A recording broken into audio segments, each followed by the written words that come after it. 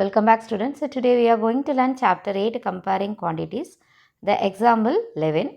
What percent of the adjoining figure is shaded? Listen, this is the given figure. How many parts in this figure?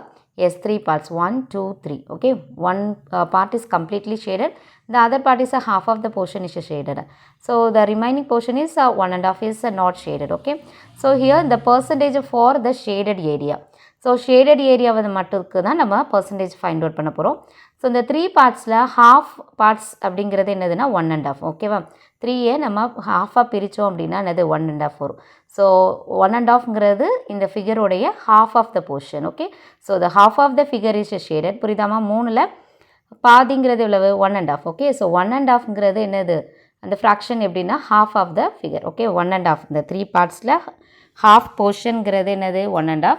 So 1.5 portion gets shaded ஆயிருக்கனால நம்ம அதில் half of the portion is shaded அப்படின்னு write பண்ணிக்கலாம்.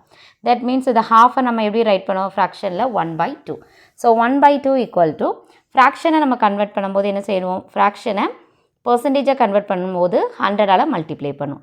So 1/2 is the fraction. So multiply by 100. ஓகேவா, 1 2 is 2, 52 is 100. So 1 into 50, 50%.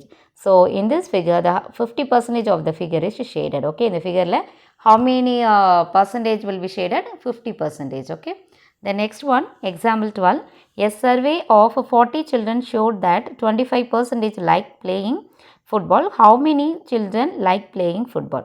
So listen, for the total number of students is 40. The 40 student 25% ஸ்டூடெண்ட்டுக்கு football விளையாடுறதா ரொம்ப பிடிச்சிருக்கு. Okay, like to play football. So how many children? இந்த 25, இந்த 40 number of சில்ட்ரனில் 25%ங்கிறது எவ்வளோ number of students அப்படிங்கிறது தான் question. Okay, how many children like playing football? So first இந்த solution, the total number of children equal to 40. Okay, total number of children equal to 40.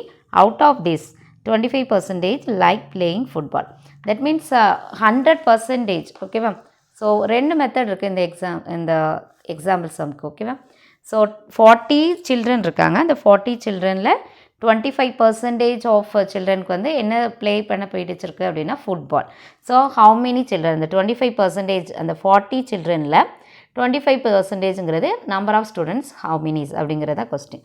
So the method one is the out of 100. 100ல் 25 students 25, I mean 100%. Okay, out of 100 அப்படின்னா என்ன meaning? 100%. Okay, so the 100%, ஓகேவா, 100%ல் 25 like playing football.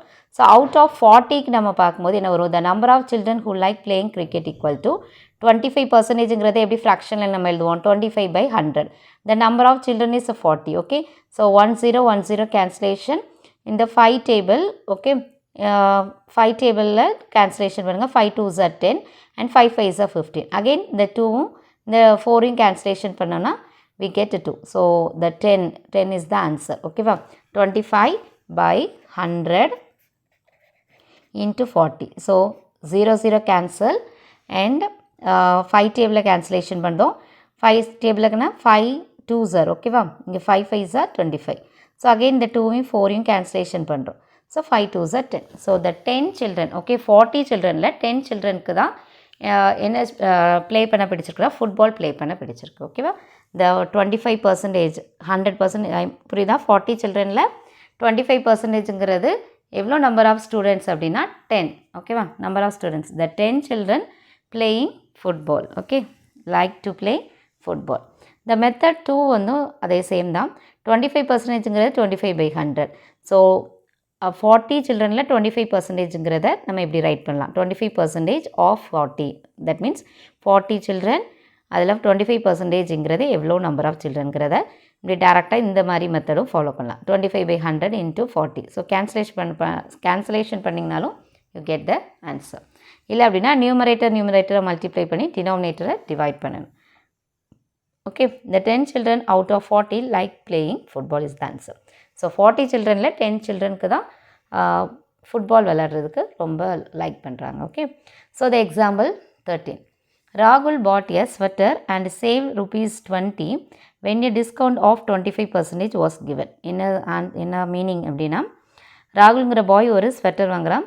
அந்த பாய்க்கு வந்து அந்த sweater வாங்கும்போது எவ்வளோ பர்சன்டேஜ் டிஸ்கவுண்ட்னா என்னது தள்ளுபடி ஓகேவா டிஸ்கவுண்ட் பண்ணுறது எவ்வளோ பர்சன்டேஜ் அப்படின்னா 25%. இப்படி 25% அவனுக்கு டிஸ்கவுண்ட் பண்ணும்போது அவன் அந்த ஸ்வெட்டர் வாங்கியிருப்பான்ல அதில் 20 rupees எப்படி ஆகுதுன்னா அவனுக்கு சேவ் ஆகுது. Okay so what was the price of the sweater before the discount. So அந்த டிஸ்கவுண்ட் அந்த ஷாப்கீப்பர் வந்து டிஸ்கவுண்ட் கொடுக்கறதுக்கு முன்னாடி அந்த ஸ்வெட்டரோடைய ரேட் என்ன அப்படிங்கிறது தான் கொஸ்டின். புரியுதா? ஒரு ராகுல்ங்கிற பாய் ஒரு ஸ்வெட்டர் வாங்குகிறான். அந்த ஷாப்கீப்பர் வந்து என்ன செஞ்சுருக்காங்க? Listen student, in this question the clear explanation. இந்த ராகுல்ங்கிற பாய் வந்து ஒரு ஸ்வெட்டரை வந்து வாங்குகிறான். ஓகே ஒரு ஷாப்கீப்பர்கிட்ட வாங்குகிறான். 25% வந்து அந்த ஸ்வெட்டரை வாங்கும்போது என்ன பண்ணியிருக்காங்க? டிஸ்கவுண்ட் கொடுத்துருக்காங்க. இந்த 20 rupees இஸ் சேவ்டு. ஓகே அந்த பாய் வந்து 20 rupees சேவ் பண்ணியிருக்கான். ஸோ 25% அந்த ஷாப்கீப்பர் வந்து டிஸ்கவுண்ட் கொடுக்கும்போது 20 rupees சேவ்ட் ஆயிருக்கு. So what was the original price before the discount. So அந்த ஸ்வெட்டரோட ஒரிஜினல் ப்ரைஸை வந்து நம்ம ஃபைண்ட் அவுட் பண்ணோம். டிஸ்கவுண்ட் கொடுக்குறதுக்கு முன்னாடி அந்த ஒரிஜினல் ப்ரைஸ் என்னவாக இருந்துச்சு அப்படிங்கிறது. Okay so solution the method 1 25% of the original price equal to ₹20. So original price we don't know about that. Okay அந்த ஒரிஜினல் ப்ரைஸ்லேருந்து 25% டிஸ்கவுண்ட் பண்ணால் அந்த பாய் வந்து எவ்வளோ சேவ் பண்ணானா 20 rupees. Let the original price in be x. Original ப்ரைஸை நம்ம எக்ஸ்னு வச்சுக்கலாம். So 25% of x equal to ₹20. So 25% எப்படி ரைட் பண்ணுவோம்? 25/100 இன் ஆஃப் என நம்ம மல்டிப்ளை பண்ணுவோம். So into x equal to 20. Okay so x keep the x in a left side and 25/100ங்கிற டிரான்ஸ்போஸ் ஆகும்போது 100/25. So 25 4s are 100. So 20 into 4 80. So the original price of the sweater as ₹80. Okay method 1 is okay for you. Okay and 8.2 the fifth sum, find the whole quantity if the D sum is 70% of it is 14 minutes. Okay 70% of it is 14 minutes. Listen student, here the find the whole quantity if 70% of it is 14 minutes. The question is the whole, we find out the whole quantity. Okay whole quantity find out பண்ண போகிறோம். இந்த கொஸ்டினில் என்ன கேட்டிருக்காங்கன்னா the whole of itனா என்ன meaning அப்படின்னா whole quantity. the whole quantityயில் 70%ங்கிறது 14 minutes. Okay so the whole quantity என்ன அப்படிங்கிறது தான் question. Okay so the 70% of itங்கிறது whole quantity. so we put the variable x equal to 14 minutes. so 70% எப்படி right பண்ணலாம்? 70/100 into x. okay 14 minutes. so x equal to 14 into the transposing ஆகும்போது 100/17 change ஆயிரும். so 0 0 cancel, 7 2s are 14 and 2 into 10 20 minutes. the whole quantity, the required quantity is 20 minutes. so 20 minutesல 70% அப்படிங்கிறது 14 minutes. okay so the next sum, 8% of it is 40 liters. so the whole quantityல முழுமையான அந்த ஒரு பொருளில் 8% அப்படிங்கிறது 40 liters. ஓகேவா ஒரு tank ஒரு மில்கோ இல்லை வாட்டரோ ஏதோ இருக்குது. அந்த ஹோலாக எவ்வளோ வாட்டர்ஸ் கெப்பாசிட்டி இருக்குது அதில் 8%ங்கிறது 40 liters. ஓகே ஸோ அப்போது அந்த ஹோல் குவான்டிட்டி என்ன அப்படிங்கிறத ஃபைண்ட் அவுட் பண்ண போகிறோம். So 8% of x equal to 40 liters. So 8% எப்படி ரைட் பண்ணோம்? 8/100 into x equal to 40. So x equal to 40 transposing ஆகும்போது 100/8. 8ஆல் கேன்சலேஷன் பண்ணலாம். 8 5s are 40. So 5 into 100 500 liters. So the required quantity is 500 liters. So 500 litersல 8%ங்கிறது 40 liters. Okay. The next lesson student, the sixth sum, convert given persons to decimal fraction and also to fractions in simplest form. So percentage கொடுத்திருப்பாங்க, அதை decimal fraction convert பண்ணும் and also next to convert the fraction and the fractionல simplest form வந்து நம்ம change பண்ண முடிஞ்சா change பண்ணும். Okay. So listen, 25% is the question. It is a percentage. Percentage எப்படி நம்ம ஃப்ராக்ஷனில் ஃபஸ்ட்டு டெசிமலாக சேஞ்ச் பண்ணும். ஸோ 25%ங்கிறது எப்படி ரைட் பண்ணுவோம்? 25/100. ஸோ டெசிமலில் ரைட் பண்ணும்போது என்ன செய்வோம்? Write the numerator number. நியூமரேட்டரில் என்ன இருக்குது? 25. In the denominator you have 100. 100 has 20. 20 இருந்தனா 2 digit beforeல decimal point வைக்கணும். So 25க்கு முன்னாடி decimal point place பண்ணோம். The whole number பார்ட்டுக்கு பதில் 0 போடுறோம். ஓகேவா? decimal எப்படி fraction percentage சேஞ்ச் பண்ணோம். percentage எப்படி ரைட் பண்ணோம்? 25/100. So 25/100 is a fraction. ஓகேவா? அதை வந்து decimalல ரைட் பண்ணும்போது எப்படி எழுதணும்? Write the numerator number 25 and the 100 has 2 zeros, so 2 digit before the decimal point place பண்ணு. So fraction formula எப்படி ரைட் பண்ணியிருப்போம்? 25/100. இதை ரெடியூசிங்கில் எழுதணும். ஓகேவா? நம்ம பர்சன்டேஜை ஃபஸ்ட்டு ஃப்ராக்ஷன் எழுதுகிறோம், அதுக்கப்புறமா டெசிமல் எழுதுகிறோம். இந்த ஃப்ராக்ஷன் பார்ட்டை நம்ம சிம்பிளஸ்ட் ஃபார்மில் எழுதணும். ஓகே, ரெடியூசிங் டேர்மில் இது பண்ணணும். தட் மீன்ஸ் கேன்சலேஷன் பண்ணணும். ஸோ இங்கே 25/100. 125 is 25, 425 is 100. So the simplest form is 1/4. Okay, so 25%ங்கிறது 1/4 is the simplest form. I mean the fraction formula. So the 5%, இதை வந்து fraction first decimal ரைட் பண்ணுங்க. ஓகே, ஸோ 5%னா எப்படி right பண்ணணும்? 5/100. Okay, 5%னா 5/100. So write the first, you write the numerator 5. Here the 100 has 2 0, so 1 digit தான் இருக்கனால நம்ம அதுக்கு பிஃபோரில் என்ன செய்கிறோம்? Put the 0. இப்போ 2 digits ஆகிட்டு. ஓகே, 2 digit பிஃபோரில் டெசிமல் பாயிண்ட்டை ப்ளேஸ் பண்ணும். So and the whole number part you have 0. So 0.05 is the answer. So write the fraction form. So 5/100. Okay, so இதை ரெடியூசிங் த சிம்பிளஸ்ட் ஃபார்முக்கு நம்ம சேஞ்ச் பண்ண போகிறோம். So 15 is 5, 25 is 100. So 1/20 is the, okay, 15 is 5, 25 is 100. So 1/20 is the answer. The next sum, in a city 30% are females, 40% are males and remaining are children. What percent are children? Listen, ஒரு சிட்டியில் 30% females இருக்காங்க, 40% males இருக்காங்க, remaining percentage வந்து children இருக்காங்க. So how many percentage? Okay, what percent are childrenங்கிறத find out பண்ண போகிறோம். So listen, ஒரு சிட்டியில் 100% அப்படிங்கிற மீனிங்கில் இருக்குன்னா 30% ப்ளஸ் 40% வந்து 70%. So the remaining 30% is the children. Okay, so அதை ஈஸியாக நம்ம ஃபைண்ட் அவுட் பண்ணலாம். Given 30% are females and 40% are males. Total percentage of females and males equal to 30% plus 40%, 70%. So the percentage of children equal to 100% இல்லை 70% நம்ம subtract பண்ணோன்னா we get the 30%. So here நம்ம வந்து total population, children, number of children எவ்வளோ இருக்காங்க அந்த சிட்டியில், total number of females எத்தனை, அந்த மாதிரி ஃபைண்ட் அவுட் பண்ண போகிறதில்ல. Just find out the percentage. So இவங்க ரெண்டும் சேர்ந்து 70% அந்த சிட்டியில் இருக்காங்க அப்படின்னா the remaining 30% are children. Okay, next sum 8.2, the 8th sum. Out of 15,000 voters in a constituency, listen, 60% voted. Okay, so total number of voters, okay, total number of voters or total number of votes வந்து எவ்வளோ இருக்காங்கன்னா 15,000.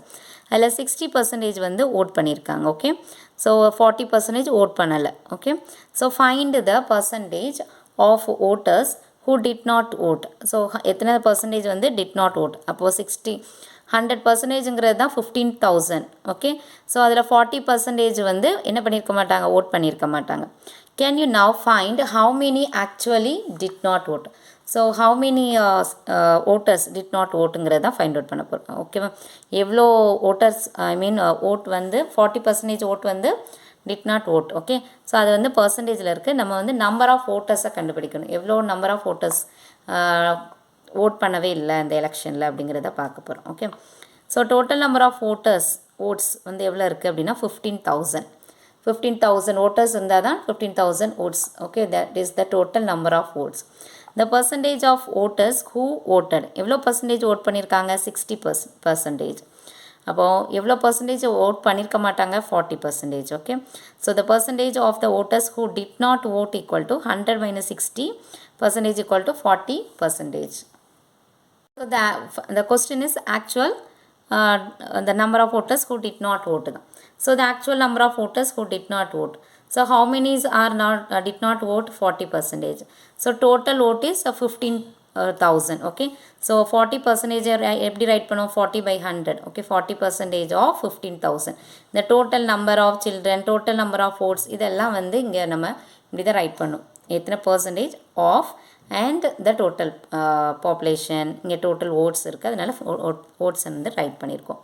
So 40 percentage எப்படி write பண்ணும் 40 by 100 into 15,000. So 20 cancel. The remainings you have 40 into 150. So 15 fours are 60. Here was 1 0, here 1 0. The 2 zeros to join after. Okay.